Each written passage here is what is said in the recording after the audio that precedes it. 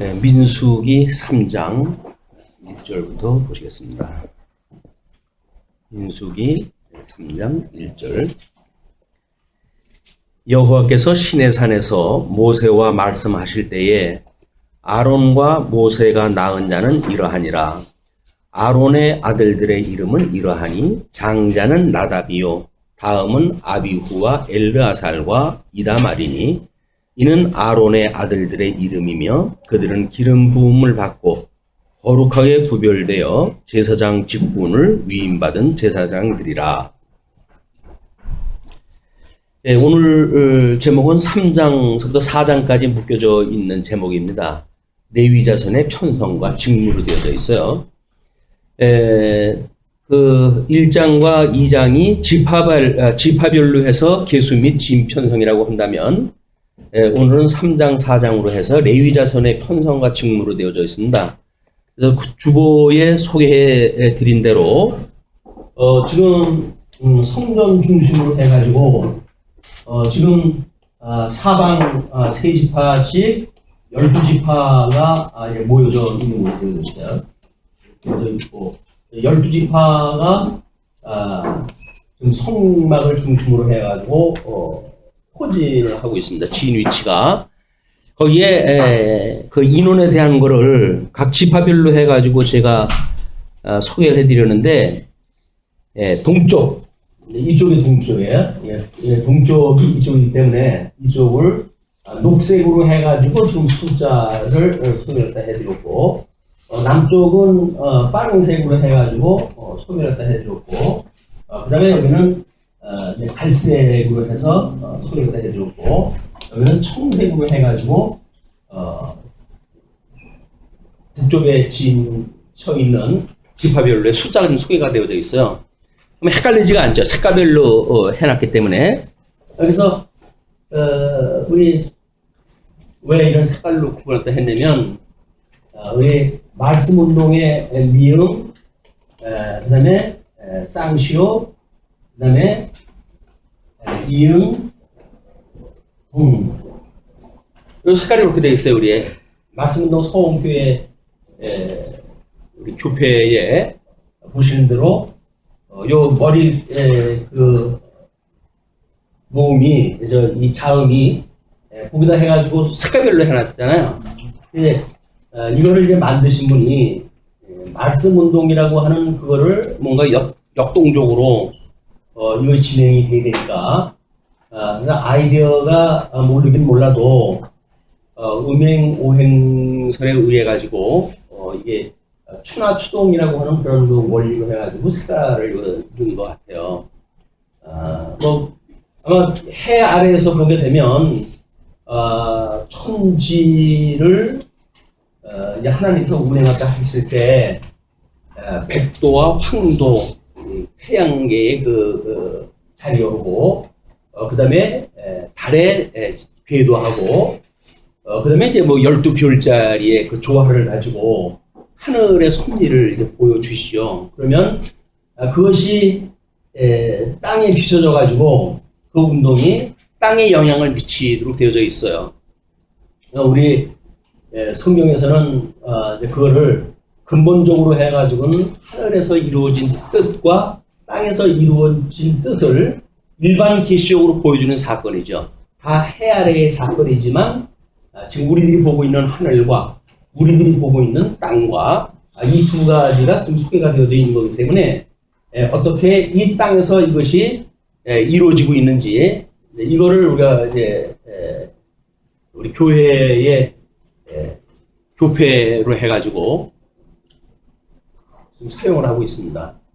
그러면 이제 성전 중심으로 해가지고 여기 지성소와 성소가 있고 여기에 이제 레위 지파가 또 이렇게 있어요. 레위 지파 세 지파고 이 지파에서 특별히 지금 1절에서부터 3절까지 소개해 드린 대로 제사장에 대한 숫자가 소개가 되어져 있습니다. 그래서 제사장 레위 지파의 특별히 레위 지파에서 이 제사장 지파로 해서 나눠놓은 그런 것이 있고, 그래서 우리 오전에 확인한 대로 이렇게 12자손 이 언약자손이라고 이렇게 이야기했잖아요. 언약자손은 12지파로 이루어져 있습니다. 그래서 하나님의 언약이 아브라함과 그다음에 이삭과 그다음에 야곱에 이르러 가지고 양대 언약과 그다음에 행위 언약과 은혜 언약의 구체적인 섭리가 이제 소개되어지고 있는데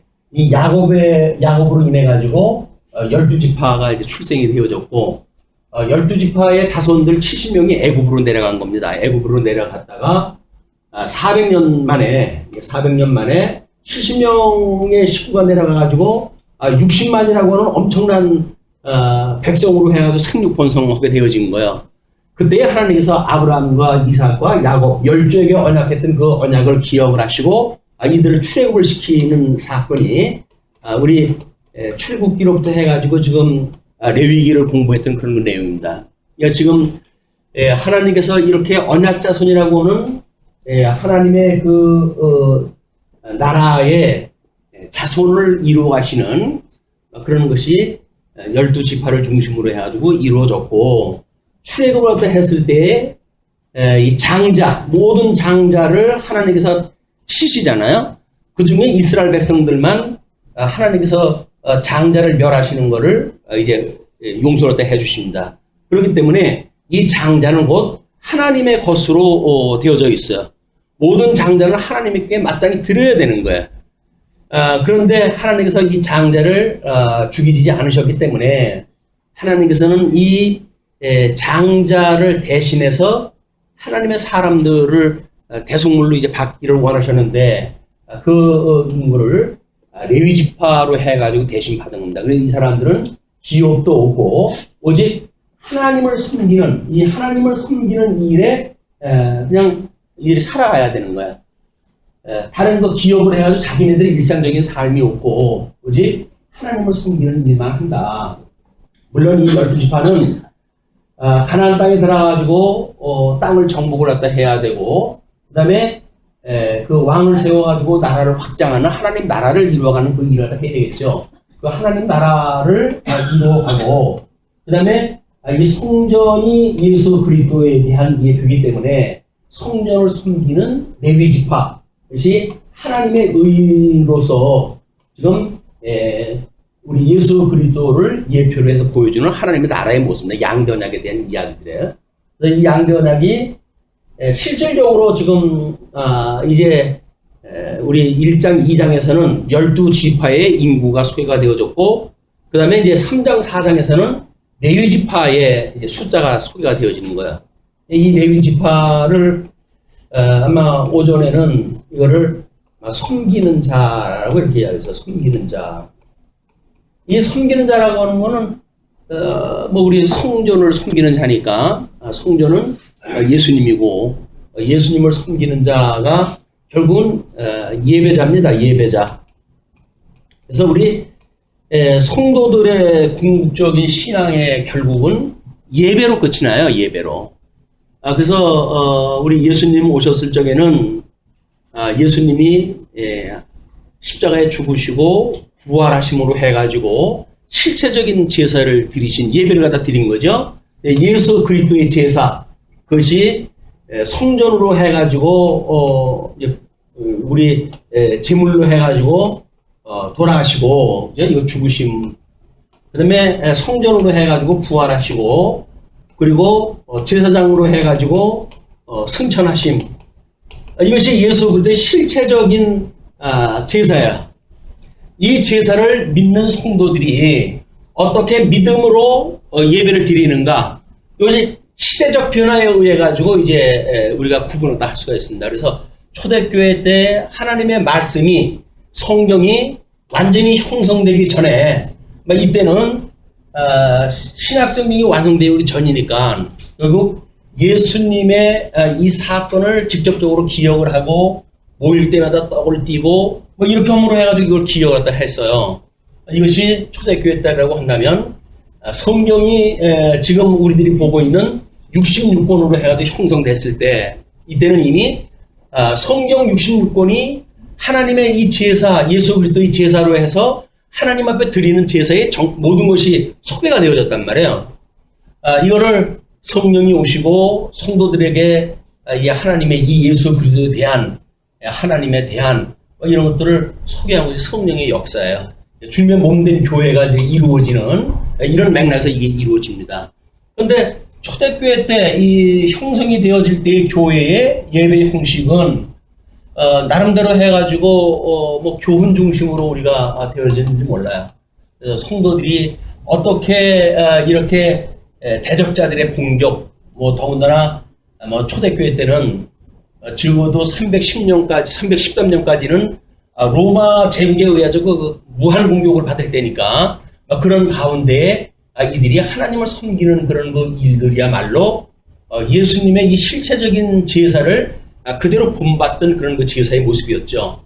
그러나 이것이 중세로 들어오면서 교회가 타락이 되어지고 그래서 이런 하나님의 말씀 중심으로 해서의 예배, 이런 그 예배로부터 의식 중심 또는 제례 중심 이런 걸로 바뀐 거예요. 제사를 드리는 것 뭐 이런 걸로 해가지고 이거 제례는 구약적 방식을 그대로 갖다가 뭐 향을 뿌리고 이상한 짓을 하면서 이 제사를 지내는 걸로 했거든요.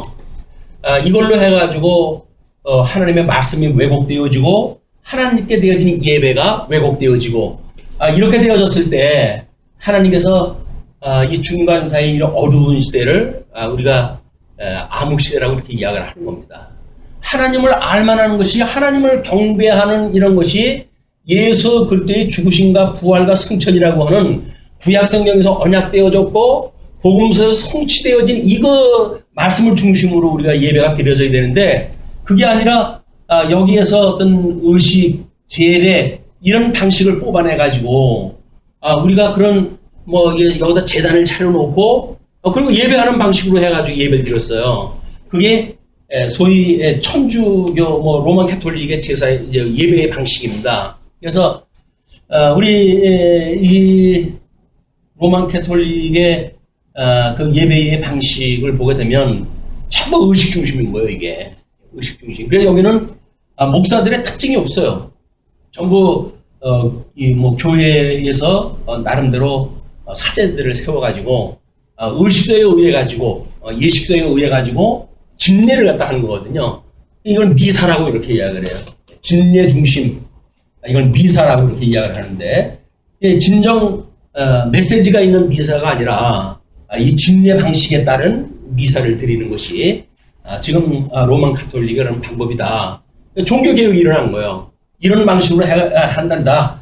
여기서 나름대로 뭐 어떤 사제주의 중심으로 해가지고 교회를 2층으로 나누고 그래가지고 하나님과 성도들 사이에 중간층을 만들어가지고 교회를 2층 구조로 나눠놨고 그렇게 되어지고 이런 잘못되어져 있는 예배 방식 때문에 종교개혁이 일어난 거예요.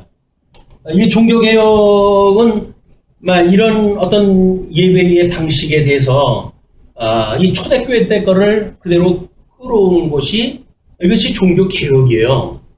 우리가 개혁이라고 하는 것은 끊임없이 이게 본질로 돌아가는 문제이기 때문에 초대교회 때 성도들이 어떻게 죽음을 맞서가지고 싸워왔는지 그런 예배의 형식을 회복시킨 것이 종교개혁의 근거예요. 예배의 근거. 이렇게 하다가 보니까 말씀 중심으로 이걸 이제 종교개혁이 일어났잖아요. 근데 그때의 어떤 성도들의 믿음의 상태를 보게 되면 태어나면서부터 기독교인들이에요. 이제 이 사람들은. 그렇기 때문에 아마 고린도전서 2장에 보게 되면 내가 너희들한테 복음을 증거할 때에 지혜의 말로 하질 않았고 이거를 하나님의 본능의 말씀으로 했다. 이렇게 소개가 되어져요.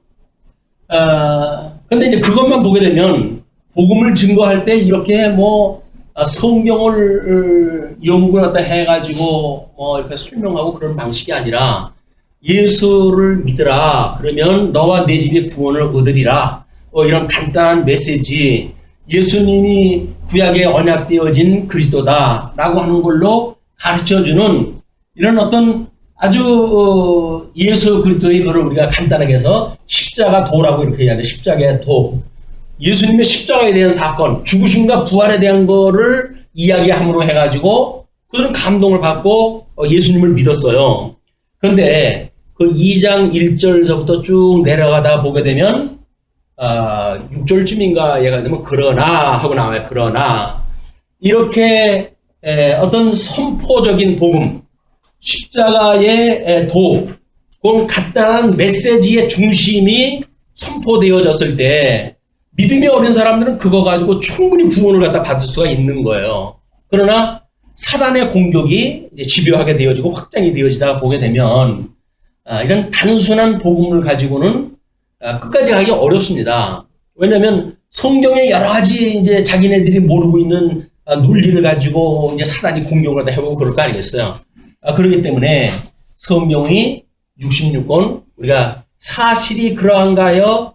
이거를 상고해야 될 이유가 있고, 그래서 너희들에게 이 지혜의 말씀으로 너희들에게 가르치고자 하는 거다. 이렇게 이야기하거든요. 이거는 초보 당시와 초보로 깨달아가지고 예수님을 믿는 이런 가운데 있다고 한다면 마땅히 지혜로 이 말씀을 이해하다 하는 것이 절차가 필요한 거예요.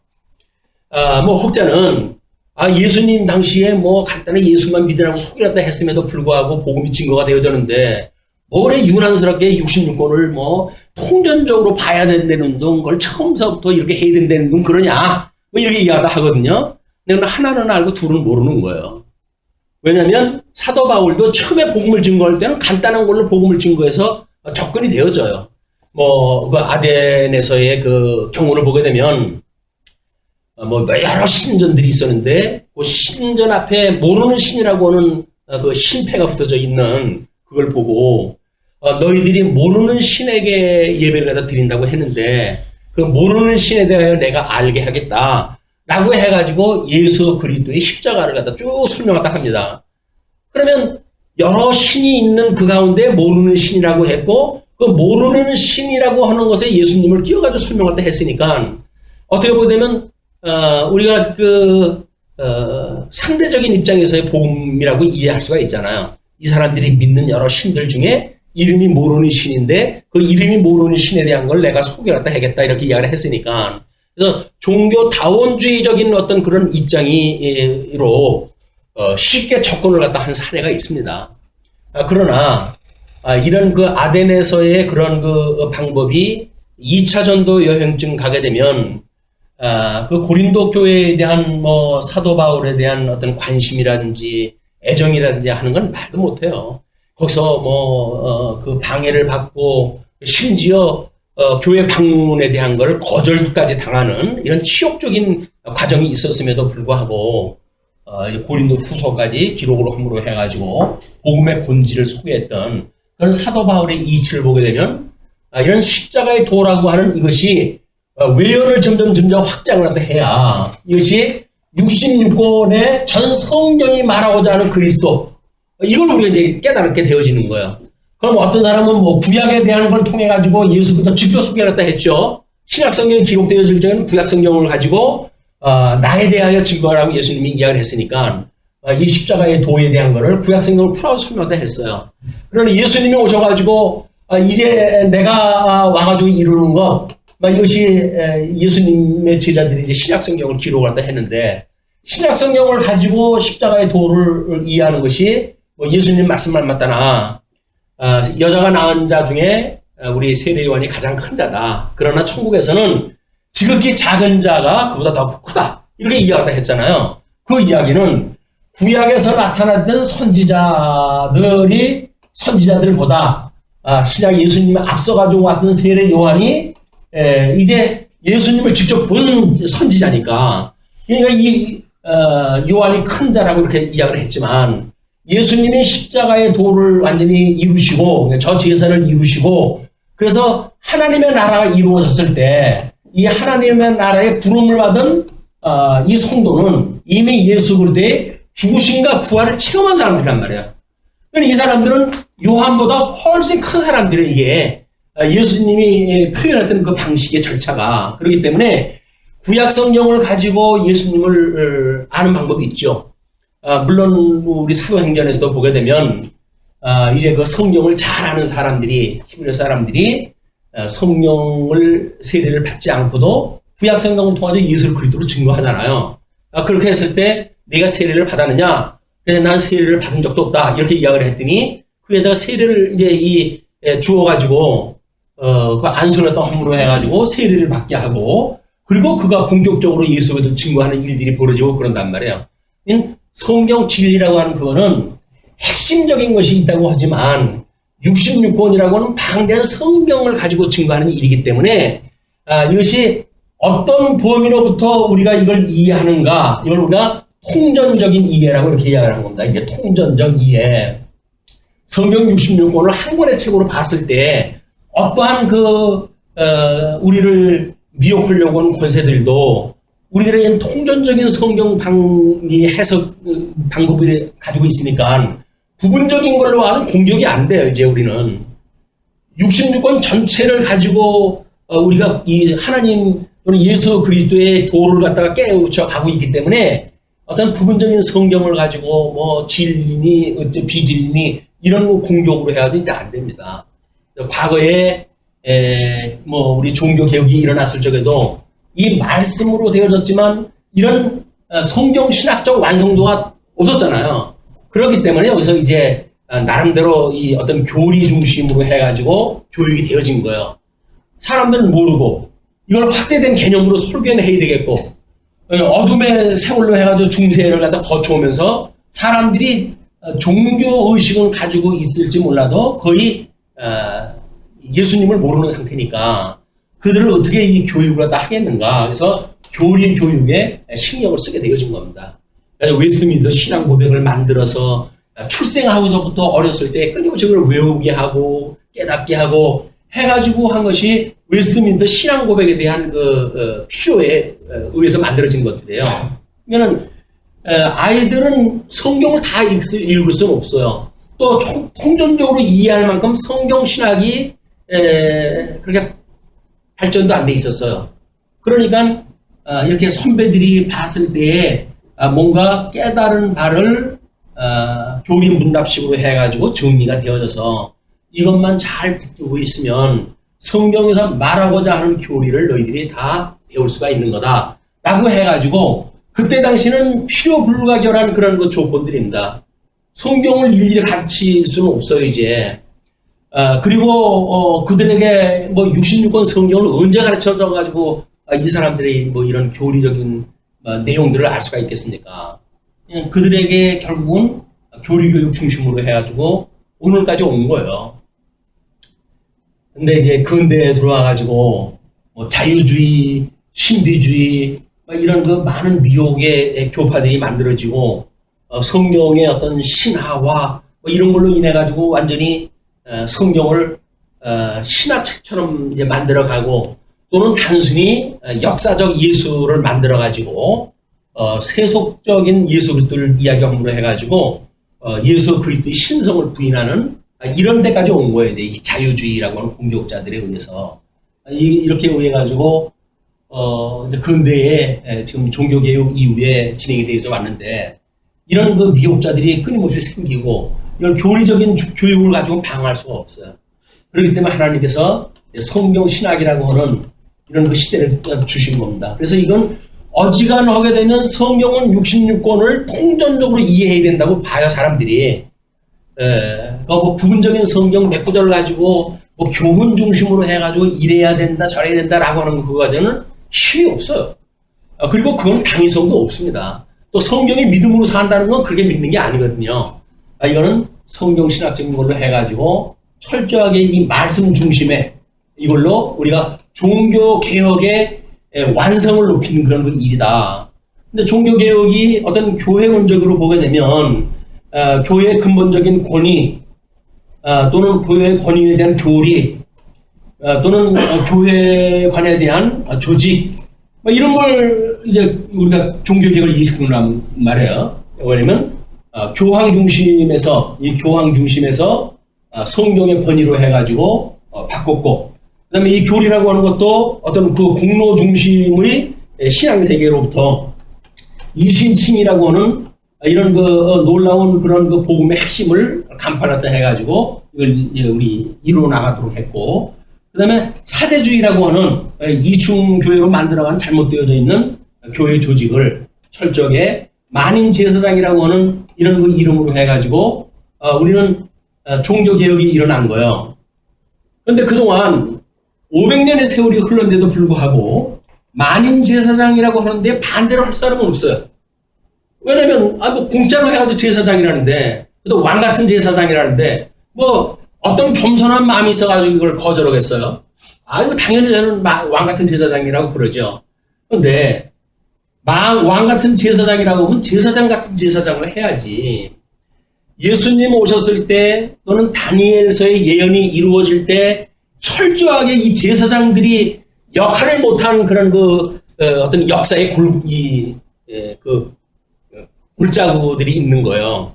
그 마디마디가 제사장 역할, 소위 말하는 성전을 인도할 때 앞장서야 되는 섬기는 자들 중에, 성전을 섬기는 자들 중에 앞장서고 있는 사람들이 이걸 또 해가야 되는데, 이들이 병들었을 때 뭐 권세 있는 자들에게 돈을 주고 제사장직을 산다든가 이렇게 해가지고 다니엘서의 그 예언의 성취가 대부분 이루어집니다. 그래서 뭐 한때와 두때와 반때라고 하는 그런 개념도 그때에 뭐 다른 사람들은 1년, 2년, 반년이라든지 이런 걸로 보는데, 그렇다고 한다면 3년 반이라고 그냥 쓰지. 그걸 뭐 그렇게 하겠어요. 그러나 그것이 상황의 변화를 이야기하는 거예요. 어떤 제사장이 들었을 때인가, 거짓 제사장이 들었고, 또 두 번째 거짓 제사장이 들었고, 이럴 때 반동으로 해가지고 첫째 번 거짓 제사장이 두 번째 제사장을 격파시키기 위해서 출연했다가 결국은 거기서 실패를 했다 하고 도로 물러가고, 이런 거짓 제사장들이 어떤 사역을 중심으로 해가지고 하나님의 역사 설명을 갖다 해가셔요. 그렇기 때문에 종교개혁 당시에 만인제사장이라고 하는 교회 조직에 대해서 설명할 때 했는데, 근데 이것이 우리들한테 이루어지질 않은 거예요. 이루어질 수가 없어요. 왜냐하면 이신칭이라고 하는 믿음으로 구원받았다고 하는 이 교리가 이런 어떤 교리 중심적인 그런 믿음을 가지고 이신칭의를 이해해가지고는 안 돼요. 적어도 우리가 믿는 이 이신칭의는 죽을 때까지 온전히 하신 예수 그리스도를 바라보는 이런 그 믿음이기 때문에, 이 사람들은 뭐 믿음으로 하고 왜 행위가 있어야 되냐 없어야 되느냐 이런 걸로 이분법적인 속에서 지금 뭐 어떻게 자유로울 수가 없어요. 끊임없이. 그래서 어떤 사람은 뭐 아주 온전한 그런 의를 해가는 이런 칭의가 필요하다, 뭐 행위에 따르는 그런 칭의가 필요하다, 뭐 이런 이야기도 하고, 이제 그렇게 이야기를 하니까 너희들이 만약에 칭의를 그렇게 이야기를 한다면 중세에서 말하는 공로주의자들이 말하는 칭의와 다를 게 뭐가 있냐, 뭐 이런 사람들도 있고, 이 칭의라고 하는 문제가 그동안 얼마나 왜곡되어졌는지를 요즘 문제가 되어지는 거예요. 종교개혁이 일어난 지 500년이나 됐는데 이신칭이라고 하는 믿음이 그렇게 은혜의 감격이 없어요. 그냥 싸구려 복음으로 돼버린 거예요. 그러니까 거기에는 권능도 없고 막 그거에 대한 어떤 사명감도 없고, 이게 명제적으로 해가지고는 교회의 개혁이 일어나는데 여기에 우리 강론에 들어가게 되면 실질적으로 바뀐 게 아무것도 없으니까. 근데 성경 신학에 의해 가지고 이걸 보니까 우리는 성경의 권위가 너무나 분명하잖아요. 구약의 언약과 신약의 성취라고 하는 이 구도가 확인되어졌고, 그러므로 해서 성경의 권위는 더 아주 한층 높이게 되어졌고, 교리라고 하는 이 이신칭이라고 하는 그거는 철저하게 하나님의 주권을 이야기하는 거 아닙니까? 이건 하나님의 영광 계시라고 하는 그런 관점에서 우리가 이신칭을 볼 수가 있는 거 아니겠어요? 하나님이 하나님을 위하여 인간들을 의롭다고 칭해 주신다는 이야기 아닙니까? 그렇기 때문에 과거의 이신칭이라고 하는 인간 중심으로서의 어떤 이신칭을 우리가 공부를 했다고 한다면, 이제는 하나님 중심으로서의 이신칭이다. 이건 거저받은 은혜이기 때문에 죽도록 충성을 갖다 해야 되는 청지기적인 이신칭이지, 무슨 자기의 육체의 기회를 삼고 자기의 이 헛된 영광을 부과해가기 위한 이신칭이 아니란 말이에요. 싸구려 이신칭 이론으로부터 이제는 아주 찰지고 고급진 그리고 부여로운 이런 참다운 성경이 말하고는 이신칭을 우리가 확보하게 되어졌기 때문에, 이제는 우리는 예수님 안에 다 죽었다. 뭐 다음 주일날 뭐 죽어야겠네, 뭐 깨져야 되겠네, 뭐 이거 찬송 부르신다면요. 죽었다고 하는 사람들이 모여가지고 있는 거란 말이에요.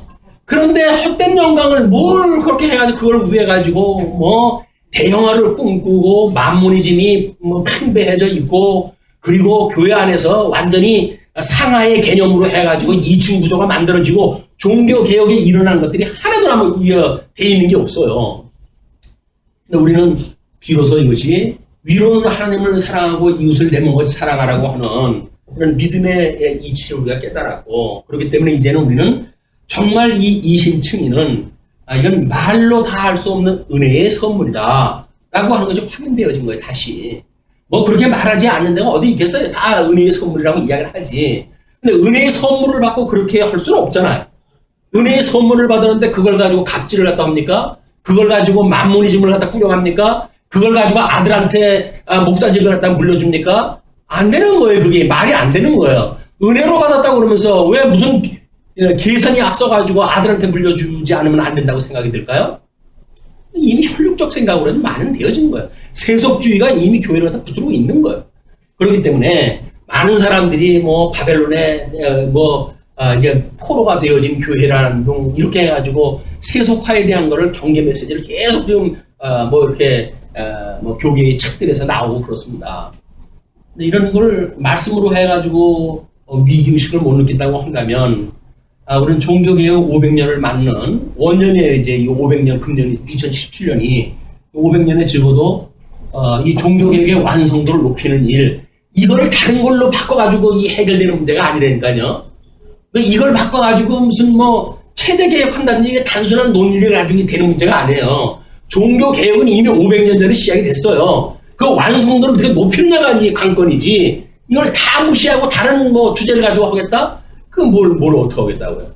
그러면 또 500년 동안 우리는 쓸데없이 시험을 갖다 해가고 말아야 돼요. 하나님께서 종교 개혁자들에 의해 가지고 종교 개혁의 교회론적인 이런 그 개혁을 했다고 한다면 이게 성경 신학을 우리한테 주셔서 이 말씀의 권위를 믿지 않을 수 없을 만큼 이제 확고한 우리의 이 권위를 갖게 되어졌고 그렇다고 한다면 교리에 대한 이신층의 또 조직에 대한 만인 제사장 아니에요. 그래서 오늘도 뭐 부처별로 해가지고 이런저런 회의도 하고 또 그분들을 묶어내는 또 상위의 조직이 있으니까 또 묶어가지고 그 일을 더 하잖아요. 그러니까 만인의 제사장으로 해가지고 하나님이 기뻐하시는 뜻이 무엇인가를 위한 예수 그리스도와 제사장의 어떤 그런 그 뜻을 실현하기 위해서 하나님 앞에 직접 나아간 것처럼 이제는 우리는 하나님 앞에서 행하는 것과 같은 이 제사장 역할을 또 한단 말이에요. 사람한테 보이는 그런 그 제사장이 아니라 하나님 앞에서 하는 것 같은 제사장의 역할을 하는 것, 왕같은 제사장을 우리가 하는 거예요.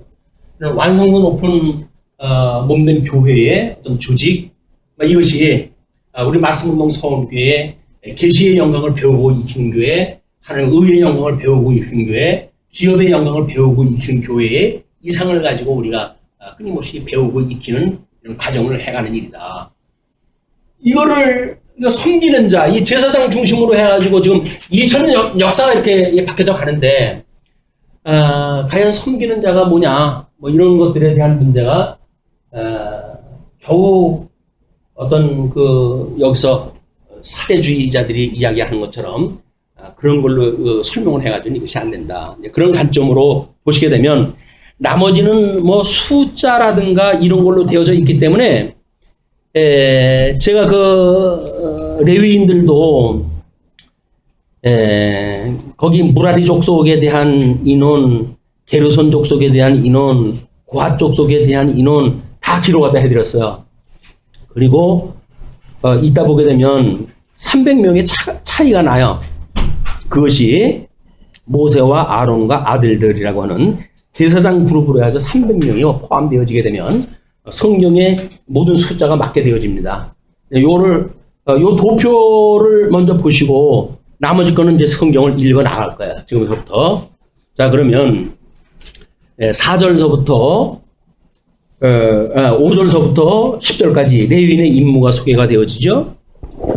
4절을 안 읽었나요? 나답과 아비후는 시내 광야에서 여호와 앞에 다른 불을 들이다가 여호와 앞에서 죽어 자식이 없었으며 엘라살과 이다말이 그의 아버지 아론 앞에서 제사장의 직분을 행하였더라. 그러니까는 지금 여기 다른 불을 갖다 들이다가 죽었던 나답과 아비후가 여기에 그 3명 레위 지파의 수장의 이름에서 빠져버리는 거야. 그래가지고 결국은 엘르아살, 이다말이 그 앞에서 이제 제사장의 그 일을 갖다 하게 되어지는 내용이 소개가 되어지고 5절서부터의 그 내용이 사명에 대한 이야기입니다. 사역에 대한 이야기. 그래서 임무가 무엇이냐? 여호와께서 또 모세에게 말씀하여 이르시되 레위 지파는 나아가 제사장 아론 앞에 서서 그에게 시종하게 하라, 섬기게 하라 그 이야기죠.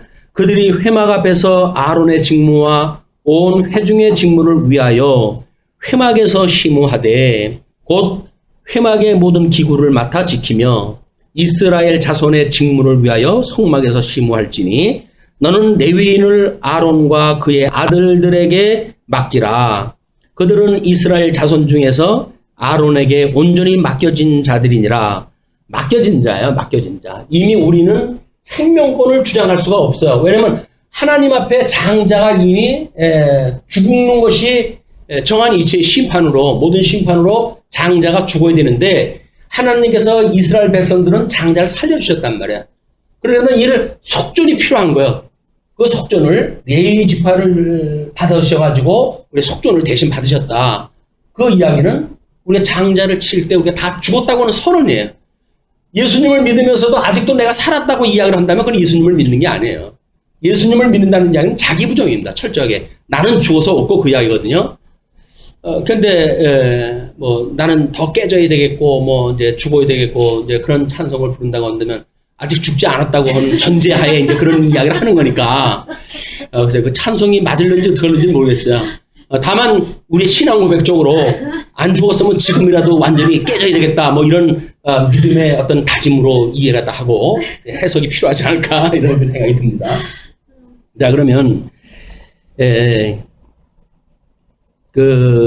그들이 회막 앞에서 아론의 직무와 온 회중의 직무를 위하여 회막에서 시무하되 시무예요, 시무. 우리는 이 시무하는 우리 앞서 섬기는 자, 뭐 이거를 하나님의 말씀을 선포하는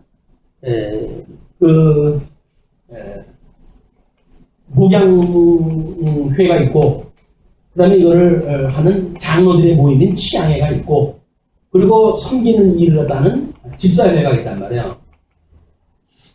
이 집사회라고 하는 것이 얼마나 중요한 건지 아시겠죠? 집사회. 이게 어떻게 보면 제사장의 일을 이 사람들이 하는 겁니다. 제사장의 그런 분들은 장로에 대한 일들을 치양해서 하는 일이고, 이거는 선지자에 대한 일들을 이 목양회를 통해 가지고 주님께서 이 일을 해가시는 거야. 참 삼직을 가신 그리스도께서 승천하셔서 성령을 보내주시고 주님의 몸된 교회 일꾼들을 불러가지고 이제 이 사역을 감당하게 하시되 목양회를 통해 가지고 선지직을 감당하게 하시고 하나님의 선한 뜻이 무엇인가를 연구하고 또 그걸 가르치는 일을 다 하게 하시고 치양회를 통해 가지고 끊임없이 말씀으로 비추어 가지고 잘 살고 있는지를 이제 판결을 갖다 해주는 일을 다 하게 하고 집사회를 통해 가지고는 섬기는 일을 감당하다 하게 한단 말이에요. 이걸 우리 봉사 일이라고 이렇게 섬기는 일. 우리가 뭐 이걸 치리권이라고 이렇게 이야기합니다. 치리권. 이거는 봉사권. 목양회는 뭐 말씀을 가르치니까 뭐 교리권이라고 이렇게 이야기합니다. 우리 교회사적인 이름으로 해가지고 목사에게는 교리권을 주어져 가지고 교리를 가르치는데 이제 연구하고 신학 해당되어진 신학교를 나와 가지고 그 성경을 가르치는 이런 일을 다 하게 하고 치리권은 우리 회중의 투표에 의해 가지고 선출되어진 장로들로 하여금 이 치리를 위임을 했다 해가지고 당신의 이제 치리를 받겠습니다 그 이야기예요. 장로님을 세웠다고 하는 이야기는 그 다음은 장로님의 치리를 받겠다고 하는 일이기 때문에 내가 장로님을 세웠지만 그 장로님에 의해서 목이 잘릴 수도 있어요. 말 안 듣고 그러면은 이 어떤 질서를 해치고 하게 되면 치리의 대상자가 되어지기도 한다. 집사회는 봉사라고 하는데 이 권을 넣어버리니까 뭐 봉사에다가 권을 넣냐, 뭐 다른 사람 다 좋은 것 같고 우리는 이러는 것만 만들어 놓고 뭐 권이라고 이해하다 하느냐 이렇게 이야기를 하는데, 이건 하나님께서 주시는 권능이 아니면 될 수가 없는 일이에요.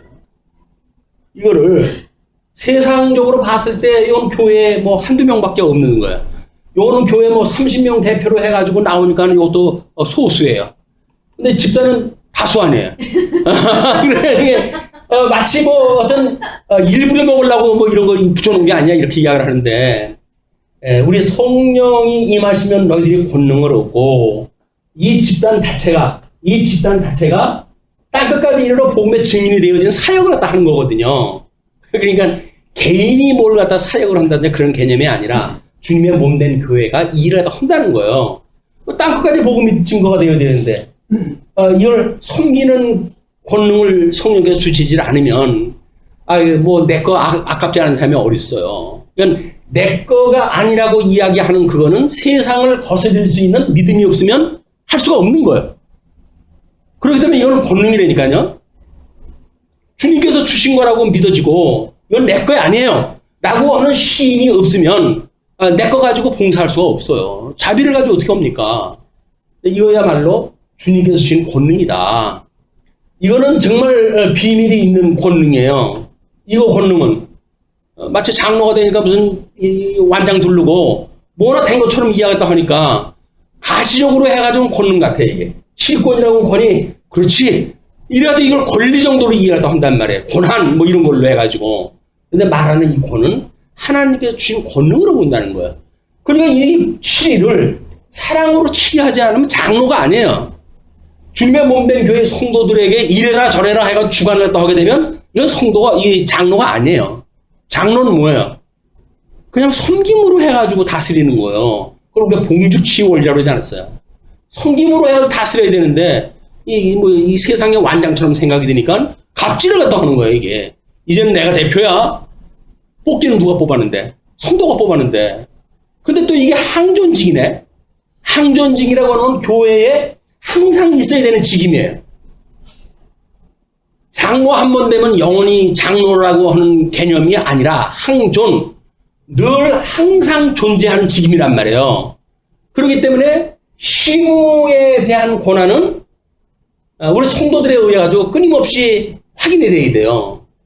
뭐 3년이면 3년, 5년이면 5년 해가지고 신임 투표에 의해 가지고 한 번 뭐 장로가 되면 평생 장로니까 교회 완전히 뭐 자기 집이야 이제는. 성도들을 일시켜 이제 뭐 야 우리 집 저것 좀 해줘 뭐 이렇게 해가지고 장로가 아니죠. 뭐 자기 꼬붕인 줄 알아 이게 성도들을. 말이 됩니까? 안 되는 거예요. 근데 어떻게 세상에서 보고 배운 게 그거니까 교회에서도 그 일을 다 하는 거예요.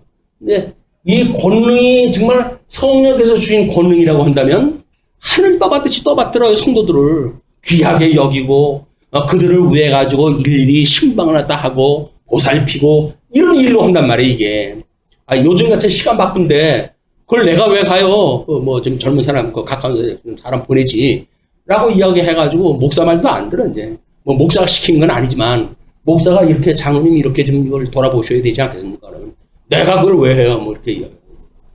완전히 뭐 막가게 짜고 하는 사람들이 모여가지고 무슨 증인의 역할을 다 합니까? 종교 개혁이 완성도가 이루어질 수가 없어요, 이게. 그래서 우리 자주한 어떤 우리가 갖고 있는 은사, 우리는 교회가 이제 교세가 약하다 보니까 대부분들이 이제 뭐 직임자로 해서 일을 다 하시잖아요.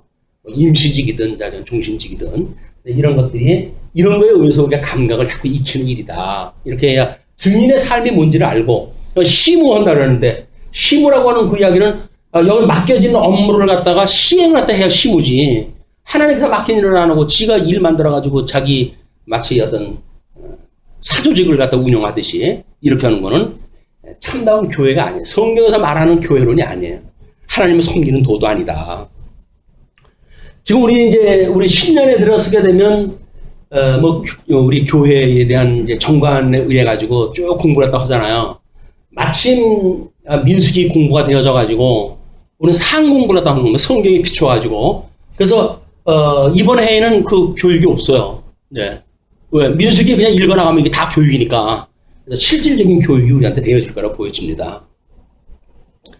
자, 그렇게 하면서 9절 너는 레위인을 아론과 그의 아들들에게 맡기라. 그들은 이스라엘 자손 중에서 아론에게 온전히 맡겨진 자들이니라. 그런 다음에 10절 너는 아론과 그의 아들들을 세워 제사장 직무를 행하게 하라. 외인이 가까이 하면 죽임을 당할 것이니라. 그래서 권위가 인정되어져. 제사장들만 들어갈 수 있는 영역도 있고 그렇기 때문에 아무나 들어가면 안 되는 거예요. 하나님께서 바로 제거시켜 버리실 거거든요. 그러면 우리가 이 봉사권을 가지고 봉사를 다 하는데 주님께서 주신 은혜라고 하는 걸 가지고 봉사 일을 다 하지 않으면 그대로 잘리는 거예요. 하나님께서. 이게 봉사라고 하는 일이 얼마나 아름다운 일인지 세상에 조금 그래도 뭔가 생각이 있는 사람들은 이런 봉사, 사회봉사에 대해서 그렇게 하고 그러잖아요. 자기 돈 들여가지고 이 봉사 일을 갖다 하고 그래요. 물론 또 계급장 당 사람들이 다른 사람들 체면을 위해 가지고 하는 사람들도 있지만 많은 사람들이 어려운 사람들을 섬기는 그런 그 일들을 이거 하는 것도 이런 교회의 원리로부터 그들이 받은 것들이에요. 그렇게 해가지고 소외되어지거나 약한 사람들을 돕고 이렇게 하는 봉사 일을 한다. 자, 11절서부터 13절까지 레위인의 중요성을 이렇게 이야기를 합니다. 여호와께서 모세에게 말씀하여 이르시되 보라 내가 이스라엘 자손 중에서 레위인을 택하여 이스라엘 자손 중에 틀을 열어 태어난 모든 자를 대신하게 하였은즉 레위인인 것이 내 것이라. 이건 우리 속전으로 해가지고 드리는 거예요. 이제 처음 태어난 자는 다 내 것이면 내가 애굽 땅에서 그 처음 태어난 자를 다 죽이던 날에 이스라엘의 처음 태어난 자는 사람이나 짐승을 다 거룩하게 구별하였음이니 그들은 내 것이 될 것임이니라. 나는 여호와니라. 하나님께서 애굽에 출애굽을 갖다 했을 때 갈라낼 때 심판을 갖다 입혀질 때로부터 하나님의 백성과 버릴 백성을 구분을 이런 방식으로 했으니까 너희들이 그런 것들을 기억을 하다 해라. 그런 거 이야기입니다. 14절로 37절 레위지파의 인구조사가 있죠. 그러면서 여호와께서 시내 광야에서 모세에게 말씀하여 이르시되 레위 자손을 그들의 조상의 가문과 종족을 따라 계수하되 1개월 이상 된 남자를 다 계수하라. 모세가 여호와의 말씀을 따라 그 명령하신 대로 계수하니라. 레위의 아들들은 이름은 이러하니 게르손과 고핫과 무라리요. 게르손의 아들들의 이름은 그들의 종족대로 이러하니 림니와 시므이요. 고핫의 아들들은 그들의 종족대로 이러하니 아므람과 이스할과 헤브론과 우시엘이요. 무라리의 아들들은 그들의 종족대로 말리와 무시이니 이는 그의 종족대로 된 레위인의 조상의 가문들이니라. 우리 여전히 21절로 해서 게르손에게서는 림니 종족과 시므이 종족이 났으니 그들이 곧 게르손의 조상의 가문이니라. 계수된 자 곧 1개월 이상 된 남자의 수요 합계는 7,500명이며 7,500명 그 게르손 밑에 7,500명이 되어져 있고 가로를 쳐가지고 2,630명이나 되어져 있는 건 나중에 참고라도 합니다. 게르손 종족들은 성막뒤 곧 서쪽에 진을 칠 것이요. 라헬의 아들 엘리아삽은 게르손 사람의 조상의 가문의 지휘관이 될 것이며 게르손 자손이 회막에서 맡을 일은 성막과 장막과 그 덮개와 회막 휘장문과 뜰의 휘장과 및 성막과 제단 사방에 있는 뜰의 휘장문과 그 모든 곳에 쓰이는 줄들이니라. 그러면서 27절 고핫에게서는 아므람 족속과 이스할 족속과 헤브론 족속과 우시엘 종족이 났으니 이들은 곧 고핫 족속 종족들이라. 계수된 자로서 출생 후 1개월 이상 된 자 남자는 모두 8,600명인데 성소를 맡을 것이며 8,600명 그 아래쪽에 고핫 족속에 대한 이야기입니다. 남쪽에 성소를 맡을 것이며 고핫 족속의 종족들은 성막 남쪽에 진을 칠 것이요. 우시엘의 아들 엘리사바는 고핫 사람의 종족과 조상의 가문의 지휘관이 될 것이며 그들이 맡을 것은 증거궤와 상과 등잔대와 제단들과 성소에서 봉사하는 데 쓰는 기구들과 휘장과 그것에 쓰는 모든 것이며 제사장 아론의 아들 엘라살은 레위인의 지휘관들의 어른이 되고 또 성소를 맡을 자를 통할할 것이니라. 그러면서 33절 무라리에게서는 말리 종족과 무시 종족이 났으니 이들은 곧 무라리 종족들이라. 그 계수된 자 곧 1개월 이상 된 남자는 모두 6,200명이며 북쪽에 있는 무라리 족속에 대한 사람들이에요. 종족과 종상의 가문의 지휘관이 될 것이요 이 종족은 성막 북쪽에 진을 칠 것이며 무라리 자손이 맡을 것은 성막의 널판과 그 띠와 그 기둥과 받침과 그 모든 기구와 그것에 쓰는 모든 것이며 뜰 사방 기둥과 그 받침과 그 말뚝과 그 줄들이니라.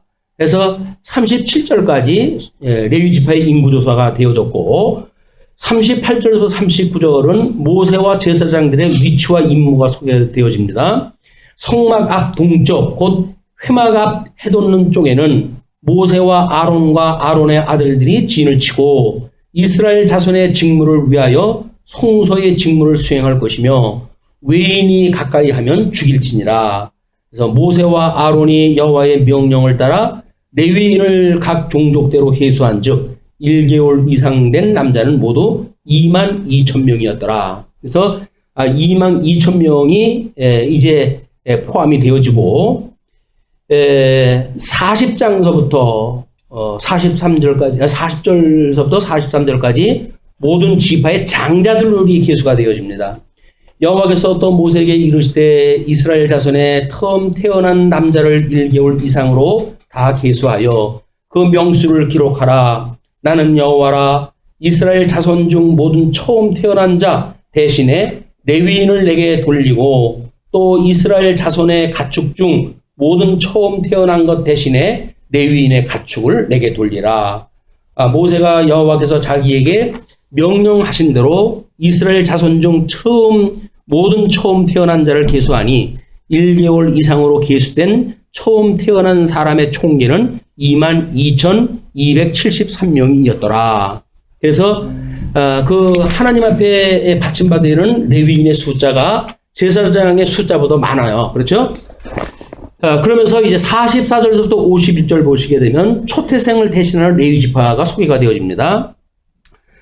여호와께서 모세에게 말씀하여 이르시되 이스라엘 자손 중 모든 처음 태어난 자 대신에 레위인을 취하고 또 그들의 가축 대신에 레위인의 가축을 취하라.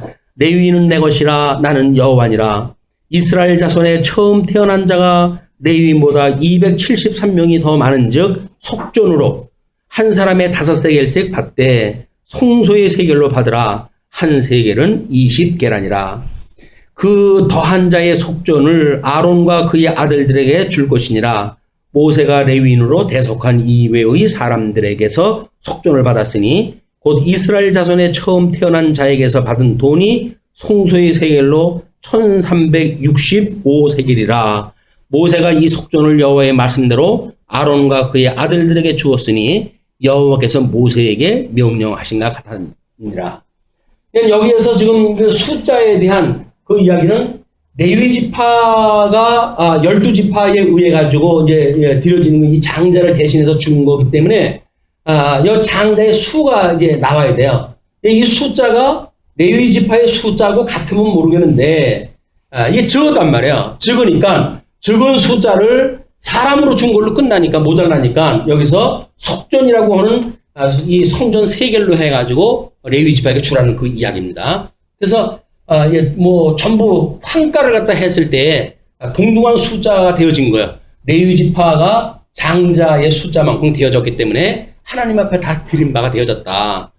우리가 이 레위 지파로 살아가는 거예요. 섬기는 자로 섬기는 성도로 살아가는 일이기 때문에 하나님 앞에 속전도 다 드린 바가 되어졌고 우리는 장자의 몫을 살아가는 일이기 때문에 이제 우리는 우리의 삶이 아니라 우리는 그리스도 안에서 죽었다라고 하는 자기 부정과 동시에 너의 십자가를 지고 나를 따르라 라고 하는 주님의 명령을 따라서 예수님의 그 길을 갖다 가는 겁니다.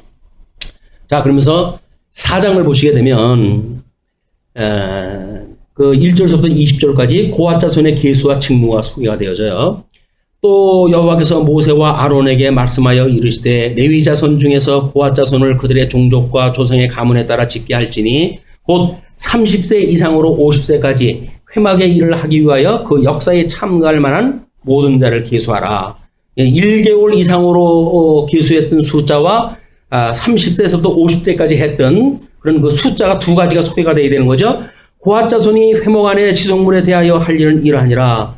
진영이 전진할 때에 아론과 그의 아들들이 들어가서 칸 막는 휘장을 걷어 증거궤를 덮고 그 위를 헤단의 가죽으로 덮고 그 위에 순청색 보자기를 덮은 후에 그 채를 꿰고 진설병의 상에 청색 보자기를 펴고 대접들과 숟가락들과 주발들과 붓는 잔들을 그 위에 두고 또 항상 진설하는 떡을 그 위에 두고 홍색 보자기를 그 위에 펴고 그것을 헤단의 가죽 덮개로 덮은 후에 그 채를 꿰고 청색 보자기를 취하여 등잔대와 등잔들과 불집게들과 불똥그릇들과 그 쓰는 바 모든 기름 그릇을 덮고 등잔대와 그 모든 기구를 헤달의 가죽 덮개 안에 넣어 매는 틀 위에 두고 금제단 위에 청색 보자기를 펴고 헤달의 가죽 덮개로 덮고 그 채를 꿰고 성소에서 봉사하는 데에 쓰는 모든 기구를 취하여 청색 보자기에 싸서 헤달의 가죽 덮개로 덮어 매는 틀 위에 두고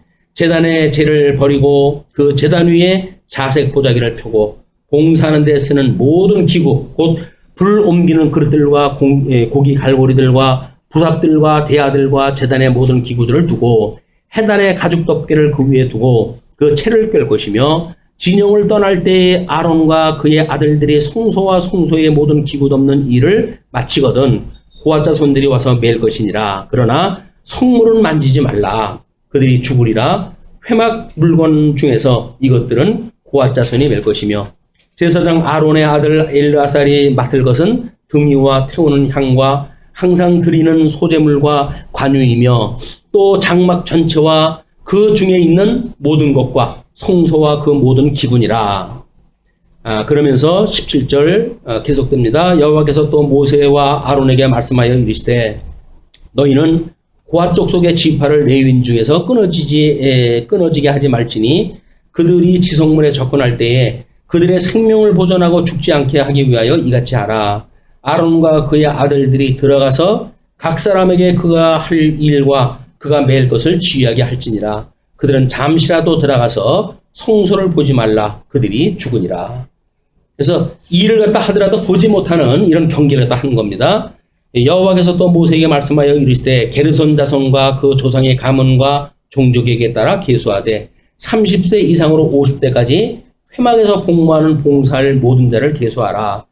게르손 종족의 할 일과 맬 것은 이러하니 곧 그들의 성막의 휘장들과 회막과 그 덮개와 그 위에 헤달의 가죽 덮개와 회막 휘장문을 매며 뜰의 휘장과 성막과 제단 사방에 있는 뜰의 휘장문과 그 줄들과 그것에 사용하는 모든 기구를 매며 그 모든 것을 이렇게 맡아 처리할 것이니라. 게르손 자손은 그들의 모든 일 곧 맬 것과 처리할 것을 아론과 그의 아들들의 명령대로 할 것이니 너희는 그들이 맬 짐을 그들에게 맡길 것이니라. 게르손 자손의 종족들이 회막에서 할 일은 이러하며 그들의 직무는 제사장 아론의 아들 이다말이 감독할지니라.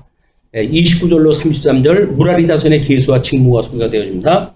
너는 무라리 자손도 그 조상의 가문과 종족에 따라 계수하되 30세부터 50세까지 회막에서 복무하고 봉수할 모든 자를 계수하라. 그들이 직무를 따라 회막에서 할 모든 일 곧 그 맬 것은 이러하니 그 성막의 널판들과 그 띠들과 그 기둥들과 그 받침들과 뜰 둘레의 기둥들과 그 받침들과 그 말 것에 쓰는 모든 것이라. 너희는 그들이 맡아 맬 모든 기구의 품목을 지정하라. 이는 제사장 아론의 아들 이다말의 수하에 있을 무라리 자손의 종족들이 그 모든 직무대로 회막에서 행할 것이니라.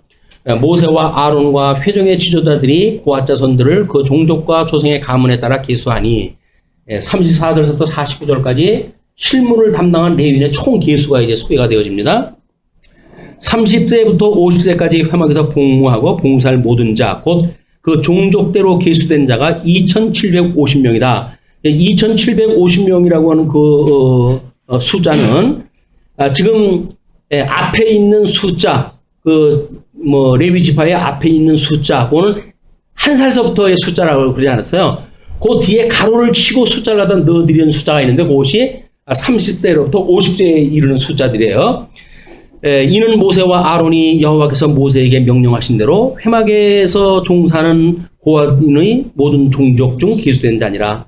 게르손 자손 중 그 종족과 조상의 가문을 따라 계수된 자는 30세부터 50세까지 회막 봉사에 참여하여 일할 만한 모든 자라. 그 종족과 조상의 가문을 따라 계수된 자는 2630명이니 이는 모세와 아론이 여호와의 명령대로 회막에서 종사하는 게르손 자손의 모든 종족 중 계수된 자니라.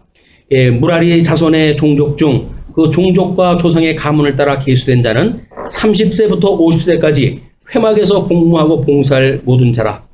그 종족을 따라 계수된 자는 3200명이니 이는 모세와 아론이 여호와께서 모세에게 명령하신 대로 무라리 자손들의 종족 중 계수된 자니라. 모세와 아론과 이스라엘 지휘관들이 레위인을 그 종족과 조상의 가문에 따라 다 계수하니 30세부터 50세까지 회막 봉사와 매는 일에 참여할 일할 만한 모든 자, 곧 그 계수된 자는 8,580명이라. 그것이 그림 아래쪽에 소개를 갖다 해드린 거예요. 8,500명의 숫자로 해가지고. 그런데 곧 그들이 할 일과 짐을 매는 일을 따라 모세에게 계수되었을 때 여호와께서 모세에게 명령하신 대로 그들이 계수되었더라. 거기에 레위 지파는 생후 1개월 이상 총수가 22,300명이고 이 중에서 제사장 300명을 제외한 22,000명이 총수로 소개가 되어져 있는 거예요. 그리고 레위 지파를 제외한 20세 이상의 12지파의 남자 총수가 603,550명이에요. 이 중 장자가 22,237명입니다. 그래서 22,237명을 레위인 대신 속전을 갖다 냈는데 숫자가 모자라가지고 낸 그 성전의 그 세겔 숫자가 아까 소개되어진 대로 그렇게 되어져 있는 거예요. 우리는 이번에 이제 그 민수기의 퀴즈를 갖다 하면서 기억에 남는 거는 603,550명만 지금 기억에 남잖아요. 이거 숫자가 이렇게 지금 뻑적 찍어놓은 거예요. 근데 이거 도표를 만들어가지고 그냥 읽어드렸으니까, 뭐 숫자가 그런가 보다 이렇게 하실 텐데, 숫자를 그림을 그려가지고 일일이 넣어보게 되면, 이게 숫자가 안 맞는데? 라고 하는 그런 질문이 만들어져요. 그 질문이 만들어졌을 때 이제 이 정답을 보시게 되면, 그래서 그랬구나, 라는 게 나올 거예요. 그러나, 시간도 없는데 언제 그걸 뭐 내가 봐? 라고 보시는 분들은 그냥 이 도표를 참고라도 하시면 됩니다. 그리고 이 기술을 확인했던 그런 그 의미는 이렇게 뭐 우리 교회사적인 입장에서 또는 신구약의 어떤 성경신학적 입장에서 충분히 설명이 되어졌기 때문에 뭐 각절을 읽으면서 소개하는 것보다 더 집중적으로 소개가 되어졌다고 보여집니다. 말씀 주시죠.